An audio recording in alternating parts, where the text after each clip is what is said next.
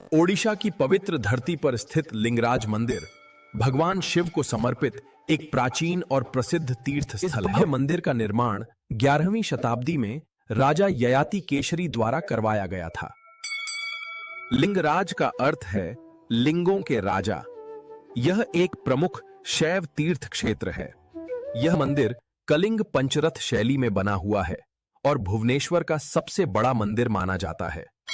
यहाँ भगवान शिव त्रिभुवनेश्वर के रूप में पूजे जाते हैं, जो स्वर्ग, पृथ्वी और पाताल के देव हैं। माता पार्वती यहाँ अन्नपूर्णा के रूप में भगवान लिंगराज के साथ विराजमान हैं। शीतल षष्ठी के अवसर पर भगवान शिव और माता पार्वती का विवाह उत्सव बड़े धूमधाम से मनाया जाता है। यह मंदिर हर और हरि के मिलन का प्रतीक माना जाता है। भक्त भगवान लिंगराज को केले, नारियल और कोराखई अर्पित कर श्रद्धा से पूजा करते हैं। महाप्रभु लिंगराज सभी भक्तों पर अपनी कृपा बनाए रखें।